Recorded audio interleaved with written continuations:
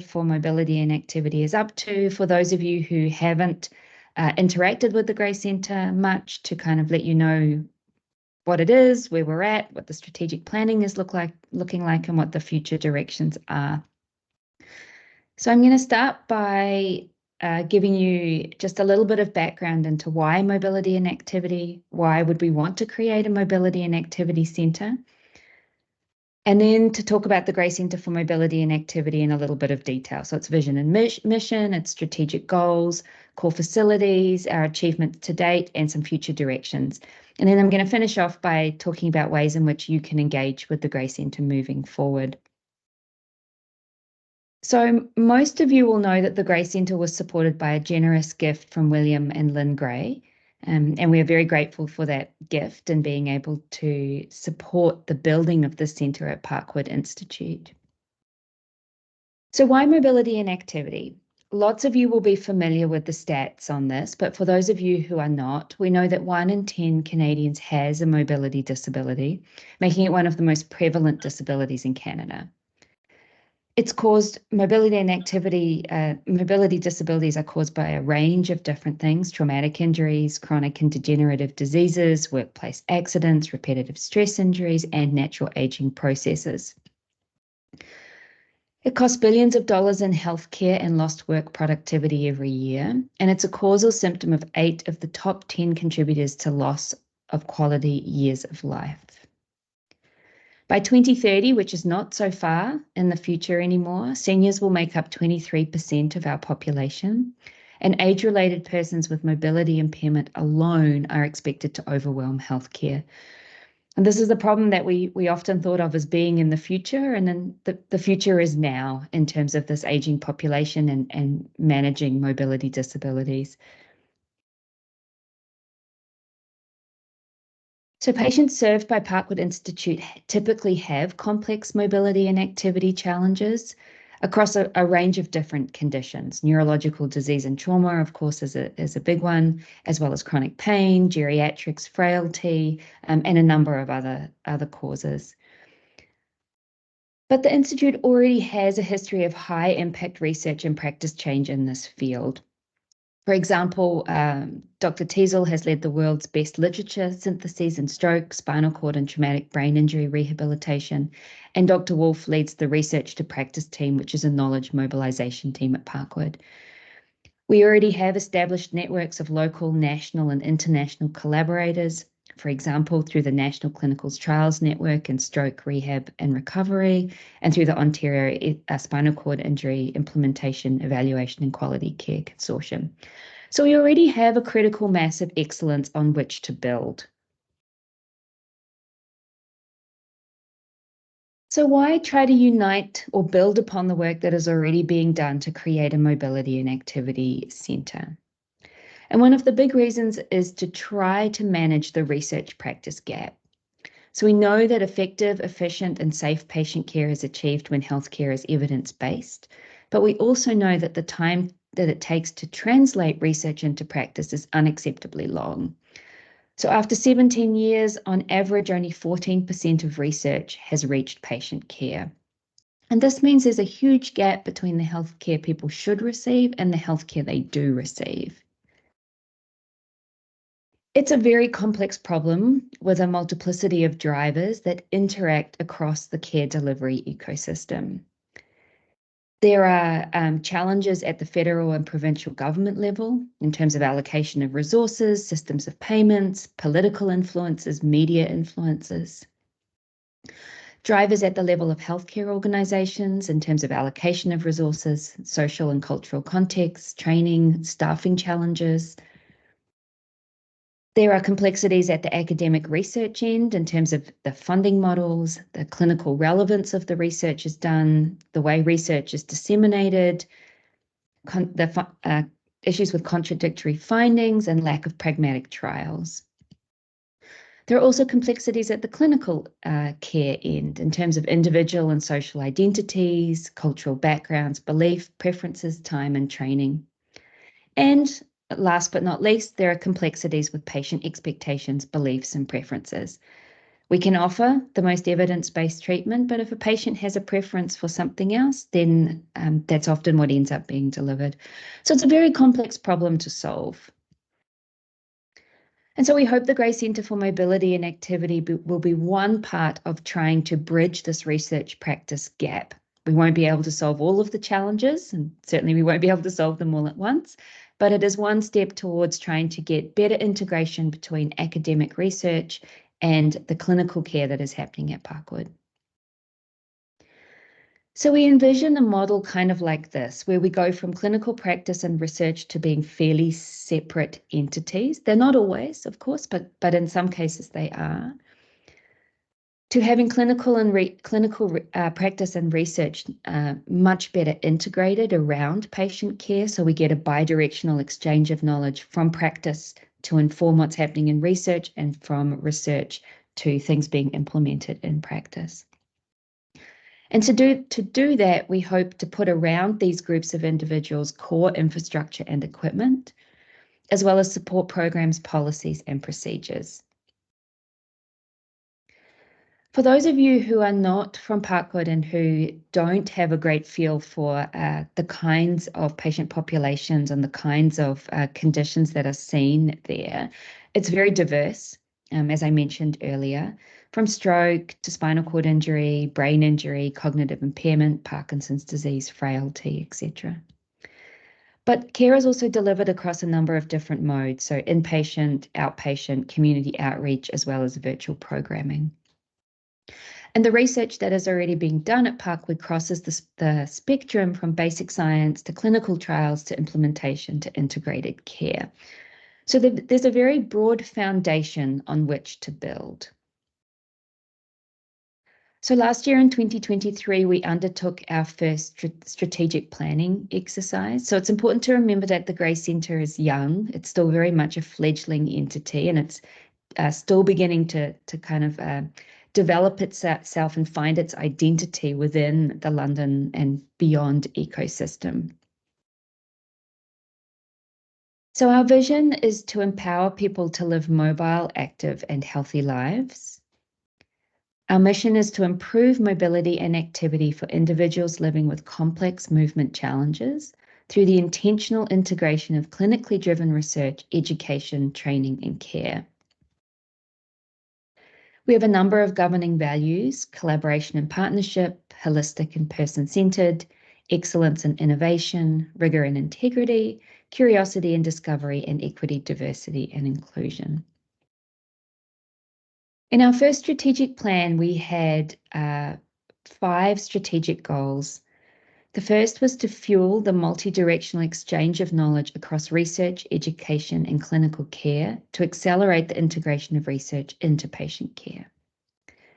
The second was to inspire research excellence to advance health impact.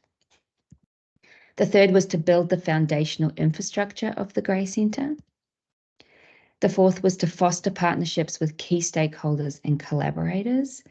And the fifth, I realize now that I said 5, and in fact we had 6, but the fifth was to enhance care by increasing patient access to state-of-the-art therapeutics, advanced technologies, and clinical trials.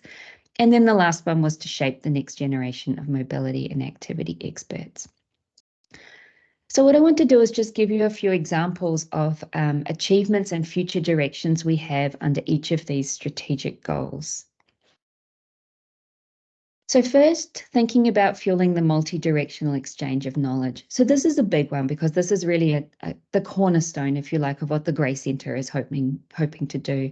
It's a big and ambitious vision, and it won't all happen at once. But we hope to start by fostering interactions, particularly between clinicians and researchers, and to find ways to develop clinical research capacity. We hope to promote purposeful integration of clinical and research work by identifying common goals and shared identities through a culture of inclusion and through dissemination of findings.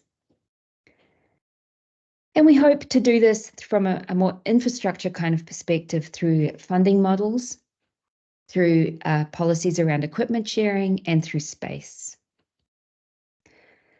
So an example of this is the fitness centre, which those of you who are at Parkwood will probably be very familiar with. So there was a fitness centre that operated pre-COVID.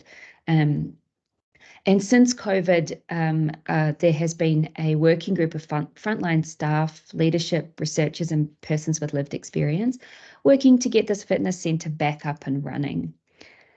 It's intended for those individuals with barriers to community fitness, and it has a range of adapted cardiovascular and strength training equipment. So easy to transfer plinths and mats, virtual seated aerobics, adapted yoga, functional electrical stimulation, cycling.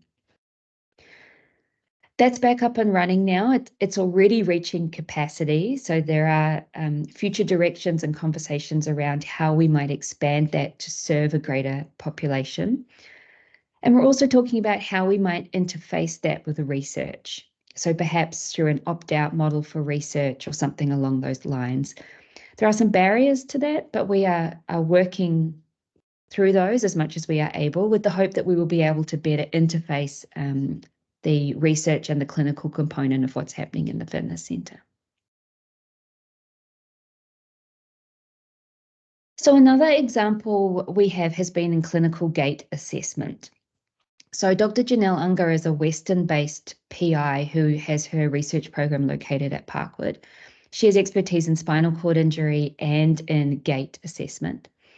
And she has set up advanced gait assessment drop-in sessions for any clinical program once a week, and they're staffed by Dr. Unger and her team in the Gray Centre Gait Lab. And so people from clinical programs are able to drop in and they're able to get an advanced gait assessment that is run by the research team. So we start to get this interface between what's happening clinically and what's happening in research. An extension of that is that Dr. Unger has been supporting outcome assessment in the Falls, Fractures, Frailty and Mobility Clinic that's run by Dr. Bangu. And they've been looking to integrate research tools, so the gait mat, wearable sensors, into the clinical assessments. And this has allowed advanced gait analysis that can be used to improve clinical decision-making in this clinic and to help to inform personalised treatment. And it's also increased patient throughput. So Dr. Bangu is able to add another 2 or 3 patients to his clinic in the morning because things run more efficiently with the support of the research team. And these clinical encounters also facilitate research. So they allow the collection of baseline data, or data pre and post an intervention, for example.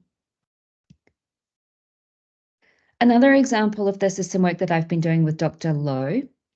So we've been looking at whether we can use non-invasive brain stimulation to boost the response to facet or spinal steroid joint injections that are done in the St. Joseph's Chronic Pain Clinic.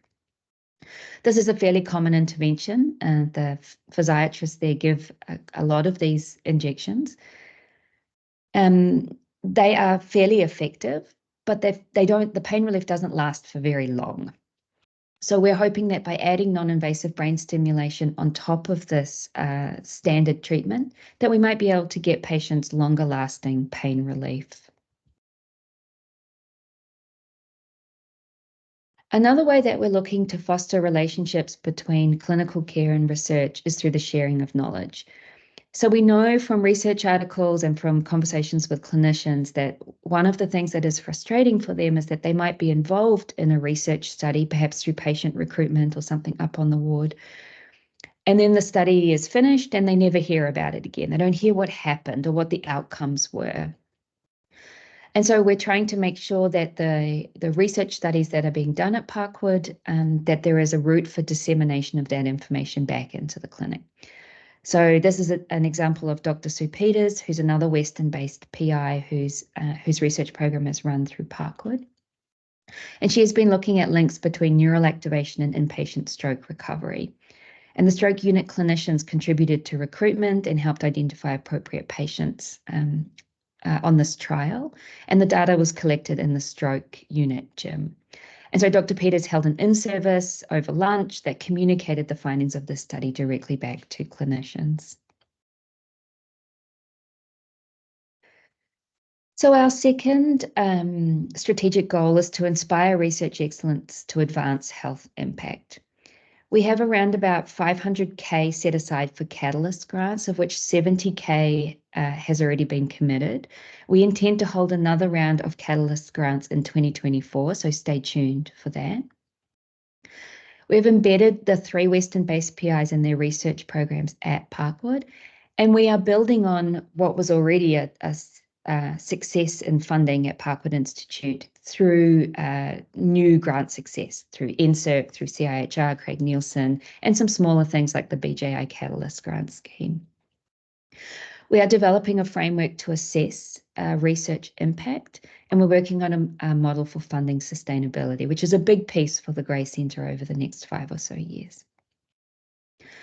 We know that there are barriers to research in clinical care settings like Parkwood Institute, and that comes up very frequently. Barriers around recruitment, around ethics, and around IT structures. Not all of those can be solved by the Gray Centre, but we will take an active role in advocating for changes in this space as much as we possibly can. We do acknowledge that there are some barriers there, and breaking down those barriers will greatly help in facilitating research. So we are working on that piece. Many of you hopefully attended our think tank in November or early December last year. We had 70 thought leaders across the field of mobility and activity attend, researchers, clinicians, patients, and administrators. And the aim was to set priorities for research, to identify funding that could be leveraged, to identify existing and needed resources, and to try to start to mobilize this community towards a common goal. Out of that, we currently have planning underway for a Canadian Foundation for Innovation large-scale infrastructure grant. The cornerstone of that is this Karen system, which has a big virtual reality screen. It has a split belt treadmill. It has a motion capture system and a harness for safety. And it allows mobility within fairly realistic virtual environments. And around this piece of equipment, we want to have suites for brain stimulation, for cognitive testing, for pain testing, and for phlebotomy. We also hope to have a lot of mobile brain technologies to allow investigation of a whole range of questions around mobility and activity, from some basic mechanistic questions to treatment questions to pragmatic trial-based questions. So stay tuned for that we are working on that this year.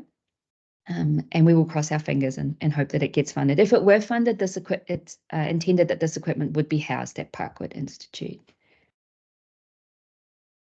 A couple of key themes emerged from the think tank. One was that the Gray Centre should have a role in facilitating networking and interdisciplinary collaboration. So we have developed coffee lunch times. They run every Fridays in the auditorium at Parkwood, Maine. Everybody is welcome to come along and meet colleagues in the clinical or the research space. We provide coffee and some treats. We will hold a showcase day sometime in the spring. The date is still to be confirmed. We also plan to hold a speed dating event where we have clinicians on one side and researchers on the other, and we ring a small bell and we just get to know each other and try to find and match individuals who are working in similar spaces, with the hope that some of you will perhaps find love, and this will lead to greater research kind of collaborations and paths moving forward. And we also hope to facilitate this through our small grant schemes, particularly our Catalyst grant scheme. The second theme, which I touched on briefly before, is that there are opportunities to improve clinical research processes. One of the ways we will do this is through investing in capital equipment, and the second is through really advocating for streamlined policies and procedures around clinical research. So we hear you in that space. This is definitely one that comes up often. We hear you, and we are advocating to try to break down some of these barriers to make things more efficient. So our third goal is to build the foundational infrastructure of the Gray Centre. So our first round of equipment grants in 2022-2023 invested $1 million in capital equipment. This included transcranial magnetic stimulation, functional electrical stimulation cycling,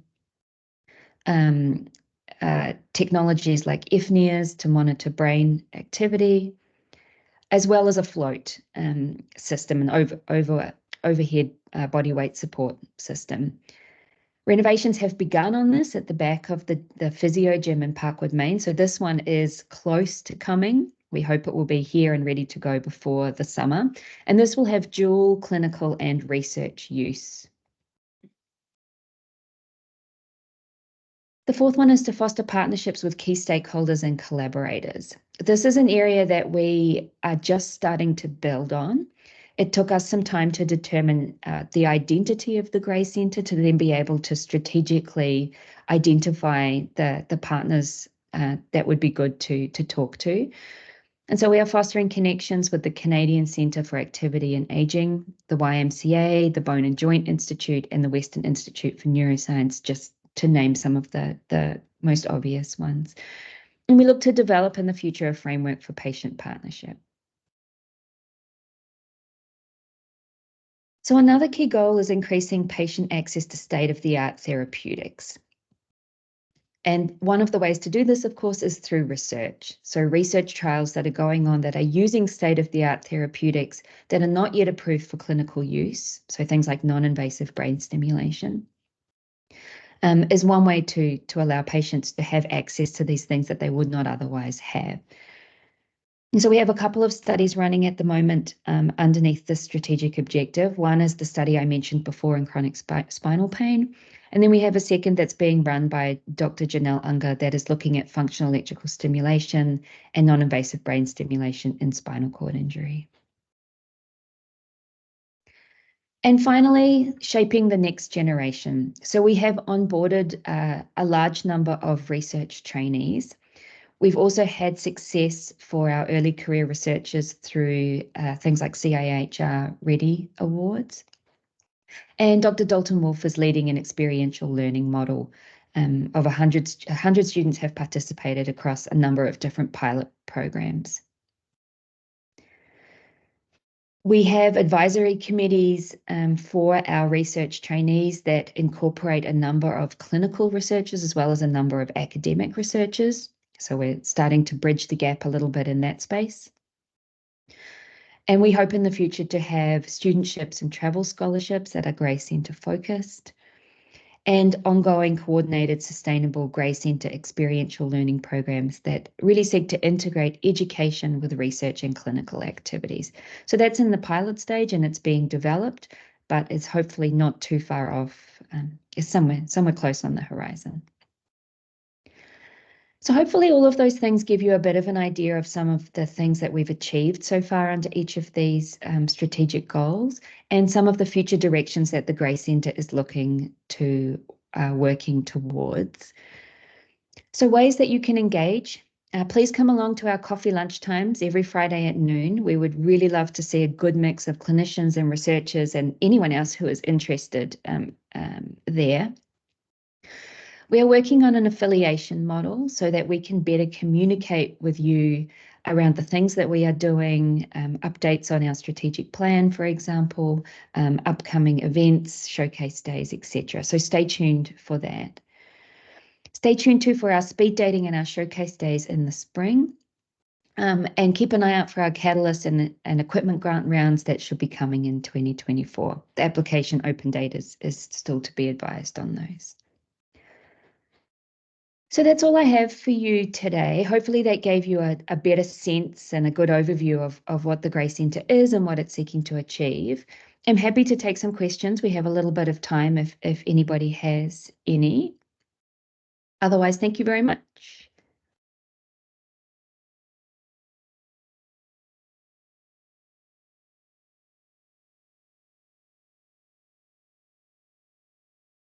Could you maybe take down your slide, Siobhan, or stop sharing? So if anyone else is online, we could maybe see their faces as a tile.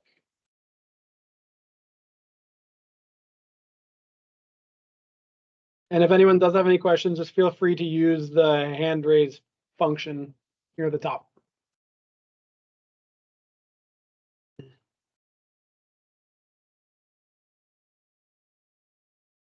But otherwise, if there are no questions, and questions do arise down the road, please feel free to send Siobhan or myself an email. We'll do our best to get back to you as soon as possible. As Siobhan was saying, these are somewhat early days of the Gray Center, so even the questions that are posed might not have an immediate answer, but do make us think about practical solutions to some of those questions that we might not be thinking about. So please don't be shy about reaching out and asking us questions that might make us put our thinking caps on. We would really appreciate that.